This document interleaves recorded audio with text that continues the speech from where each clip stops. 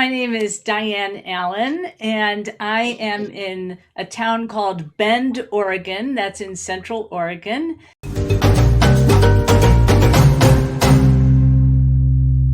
Good morning, everybody, and welcome back to the Herstory TV and the Herstory podcast. This is Gertrude Matcha here in beautiful Wellington, New Zealand, and I am graced with the presence of yet another creative, amazing woman coming to us all the way from the US. Welcome, welcome, welcome to our tribe. Tell everybody your full name, where you're based, how old you are, and share your story with us today. My name is Diane Allen, and I am in a town called Bend, Oregon. That's in Central Oregon. And we have just the most beautiful scenery here where I live. We have mountains and rivers and beautiful sunny skies. And I am 57, turning 58. And when I turn 58, I will be celebrating the 50th anniversary of me playing the violin. Oh, wow. Wow. So you've been doing this for 50 years. Incredible. I don't look that old, right? No. So you found your calling, you found your vocation at a very early age. Tell us about that. Oh my goodness. I grew up in Cleveland, Ohio, and Cleveland has one of the most famous orchestras in the world. They're one of the top orchestras. And my mother, who was a painter, a very involved in the arts herself, she always made sure that she took my brother and sister and I and my dad to all of the different cultural opportunities, one of which was going to hear the Cleveland Orchestra. Yes. And Gertrude, I remember being so little that I was sitting in the seats where they would fold up on you, because I wasn't heavy enough to hold the seat down.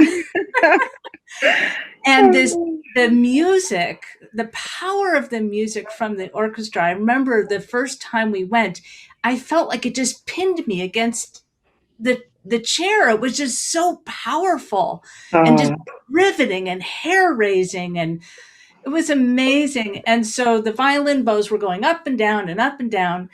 And when my parents asked me, what instrument would you like to play? I said it was the violin. Only as a 6-year-old, there at that time, It wasn't. people didn't teach 6-year-olds. They said you had to wait until you were 8. So that's why I started when I was 8 years old. But you fell in love with it at an early age. Now you are in a profession that has very few women. Yes. And it's interesting. I'm not sure if it was in your TED talk or whether I read it somewhere else, that a lot of times when they do blind auditions, they get the musician to go on stage and play without being seen. And they get picked if people don't actually see that it's a woman. Tell me a little bit about that. I'm so glad that you know that. When I was a student and leaving college and starting to audition for orchestras, they were just starting to experiment with having a screen at the events. Yes. So that the judges wouldn't know if you were a man or a woman.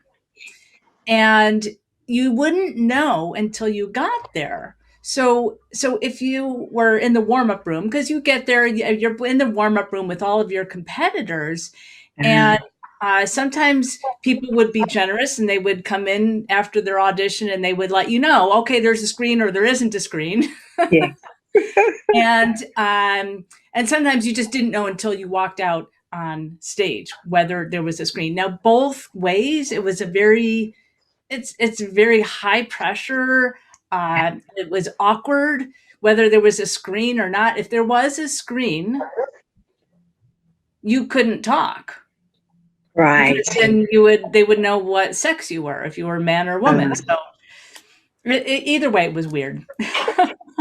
Wow. Well, the world has certainly changed.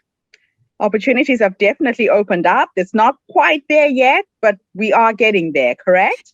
Yes. Even in the speaking industry, which is what I'm in now, Yes. In the United States, there are 40,000 professional speakers. 32% of them are women. We're still not represented. Yeah. I keep saying to women that there is a huge, huge, huge opportunity right now for women worldwide for us to go into these places. I am working a lot in the diversity and inclusion arena, and it just blows me away. I mean, I get invited to do presentations sitting on my couch here in New Zealand. Mhm. I just got contacted by a big corporation in Poland to come and present next month. And it's actually quite fascinating that we're at a moment in time where the world is flat because of COVID. Mhm. And it doesn't matter where you are in the world, you can teleport into another country, just like we're doing right now, having a conversation in New Zealand and you're in the US, right? I think we're 20 hours apart when I checked. It Yes. looked like we were 20 hours apart. Yeah, you're talking to somebody in the future right now. I just love where the world is going.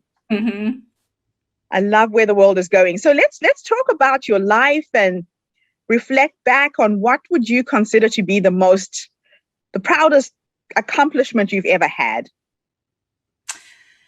Well, I the proudest accomplishment I've ever had is probably the most difficult day of my life.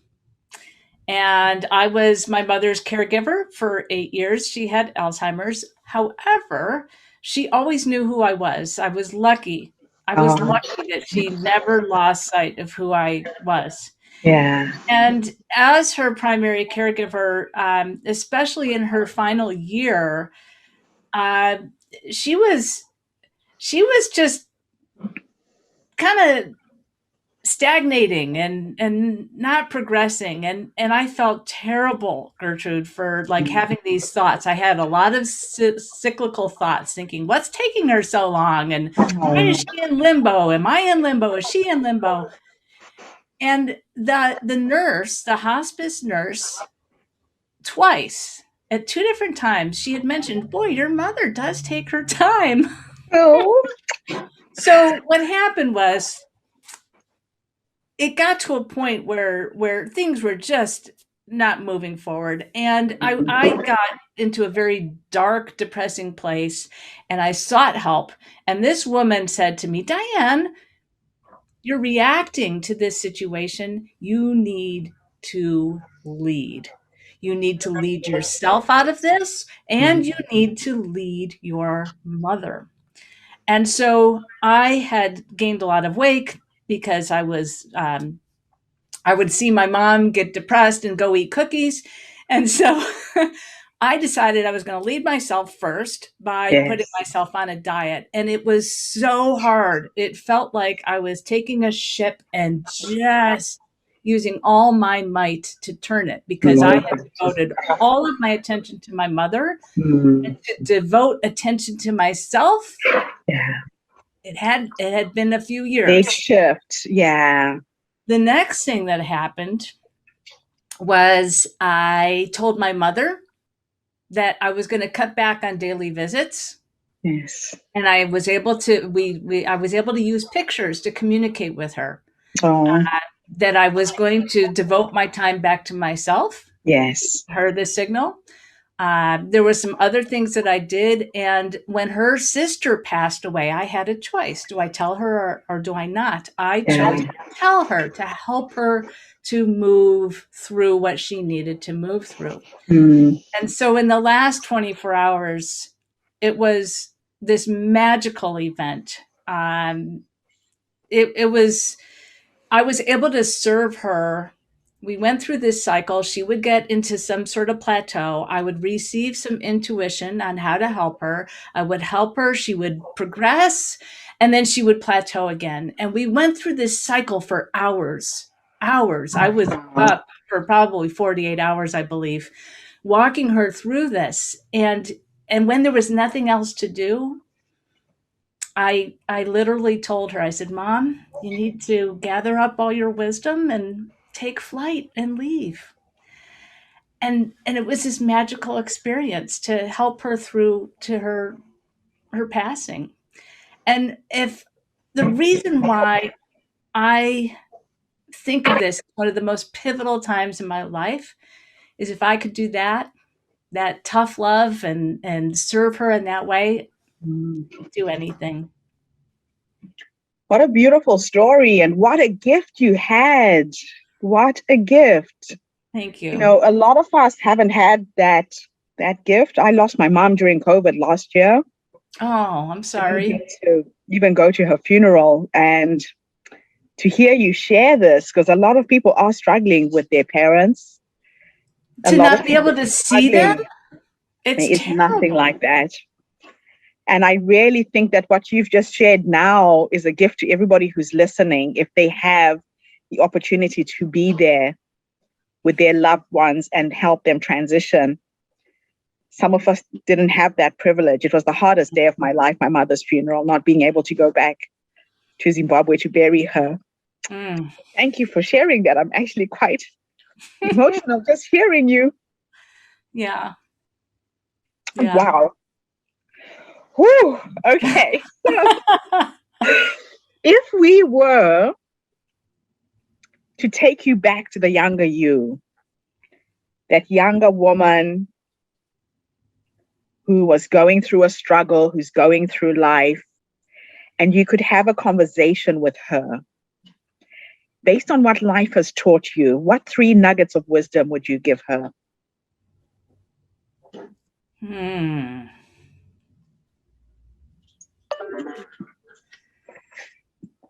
Stop thinking so small. And when you do have big thoughts, to honor them. The second piece of advice I would give is I am known to dive in and be in full on action to the point where if you imagine a spinning tire and I need to slow down so that the tire can actually touch the road, get some traction and move. Oh, wow. So it's not about stopping myself from driving. It's just trying to drive too fast and get to that end Yes. result too fast. Just get a little more traction. And what would the third thing be? Ah, I've always believed in myself. So it's and I don't know where that comes from. I think it's just something I was born with. I'm just trying to seek one more nugget, and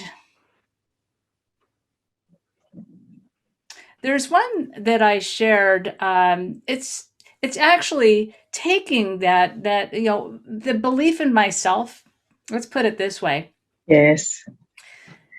I didn't actually know that I always believed in myself until somebody asked me, "How do you stay committed during difficult times?" And that's when I discovered that my belief in myself was always bigger than the obstacle.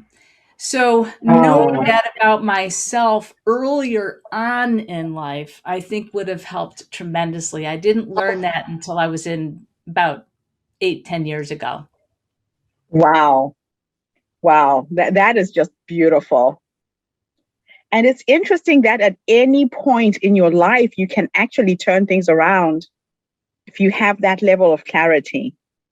So Yes. now let's talk a little bit about being a caregiver and self-care. A lot of women don't know how to do this. A lot of women are so focused on the person who's needing the help, they Yeah. forget to put the oxygen tank on themselves first. You found a way to really address it. You realized you had to take care of you first before you could help your mom.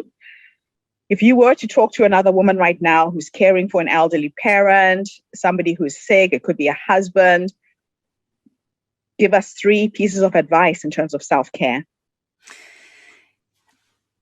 I figured out how to go from being reactive mode to leadership mode very, very, very late in the game. Mhm. And the action of switching from reacting to leadership not only helped myself and my mother, but I watched the rest of my family actually relax because they could see that I was in control. I was taking the leadership role. Yeah. And so it was reaction mode looks like um, in my case, if there was a decision to be made, I would go and tell everybody and then ask them for their advice. Leadership looks like, no, make the decision and tell everybody later. I love that. Very, And very so clear distinction, right?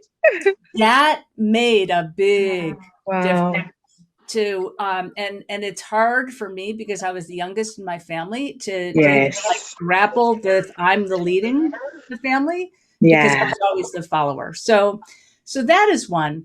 The other two come directly from my experience as a violinist because any little nervousness and I lose control over my ability to play the violin. And Yes. so a physical reaction, perhaps you're having anxiety or you're nervous about being a caregiver. Yes. Maybe you're developing some sort of nervousness or habits or long-term stress, and that stress is impacting you, maybe too much sleep or not enough sleep. A physical reaction has to be released with a physical action.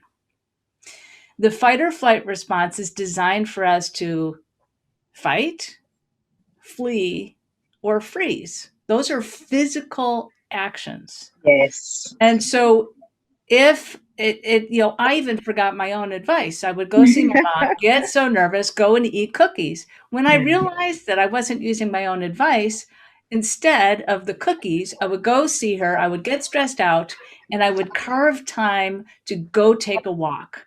That way I could flee the situation. I was leaving my Yes. mom's situation. That replicates the flee. I was taking the walk. Yeah. That helps you like that fight urge. That helps to relieve that. And then I would go home and rest. That's the freeze response. Yes. So you want a physical reaction has to be released physically. Otherwise, the cortisol just builds up and builds up and builds up to an unhealthy state. You have Level. to release that physically. Mm-hmm. And the third thing is to be kind to yourself Mm-hmm. and not be so hard on yourself. And you can only do the best job that you are able to do in this moment, in this time. And so be kind to yourself in that mindset. That's wonderful. Well, you certainly come with so many nuggets of wisdom. I have just so enjoyed this interview. And the last thing I'm going to ask you is for that person who doesn't feel like they are creative, they don't know how to get into their state of flow. You talk about being in a state of flow. Give us some advice on how people can tap into that. Well, getting a musician getting into the music is an Yes. example of being in their flow state. Yes. And somebody else will experience it in the kitchen Mm-hmm. cooking. They lose sense of time, you lose sense of self. Ideas and insights are coming in from out of the Yes. blue. Things are coming together with a sense of ease. It feels like a magical kind of moment. Yeah. And you experience joy and fulfillment. And so this can happen anywhere. You can be having a conversation with somebody and get into the flow state. You could be doing, maybe you have some hobby that you like to do, Yes. some, pottery or needlecraft or painting. And it could also just be working on an Excel spreadsheet. You can Yes. be creative in so many places. So getting into your flow state is a way to do that. And it's something that we are all wired for. And I don't know if we have time, but there's some steps that you need to go through. Just Please start share by, them. Share okay, them. I just love this. okay, so you just need to start by being aware of the different places where you experience flow, where you lose sense of time, you feel one with the activity, and those other key indicators that I had mentioned. Yes. And then you either recreate a memory of a time when you were in the flow state, or you find a time when you slip into it just by knowing the key indicators of losing sense of time, losing sense of self, things coming together with these. The positive feedback loop is where you get in, the more you get into it, the more you get out of it, and you're experiencing that joy. And then once you are able to recreate a memory or find a time, you're going to ask 3 questions. Where am I when I get into the flow state the most? And then with that place in mind, what am I doing? What am I doing on the outside and on the inside? So, for Right. example, if for somebody it's in the kitchen cooking, where they are is in the kitchen. On the outside, they're cooking or baking, but on the inside, they could be nurturing, Yeah. socializing, creating, experimenting. So many different things happen in the kitchen. As That's a so true. violinist, I share. I'm sharing the message of the music. That's what I'm doing on the inside. Uh-huh. And the last step is why. Why is it so meaningful? Why is it so meaningful to be in the kitchen, cooking, nurturing? Why? Well, it could be out of love or joy. It could be anything. Yeah. And so once you know the answers to these questions, like we talked about earlier, I identified a core principle in my life that my belief in myself is bigger than the obstacle. And because I identified that for myself, I can use it over and over and over again. So when Yes. you identify how you get into the flow state, you have a strategy, what I like to call a flow strategy, Mm-hmm. that you can use over and over and over Over again. So again. that's and I have the steps on a TED Talk if people want to review this. Oh, I love this. Absolutely fantastic. You've given us some real tangible things we can take away here. This has been a fascinating interview. Thank you so much for coming online and gracing us with all of your knowledge. And thank you to everybody who's tuned in today. I told you we have some of the most phenomenal women on the planet joining us as part of our tribe. So tune in again tomorrow when I connect with yet another fascinating lady. And Diane, thank you so much for being with us today and gracing us with your presence. Have a Thank great day, everybody, wherever you are in the world. Bye for now.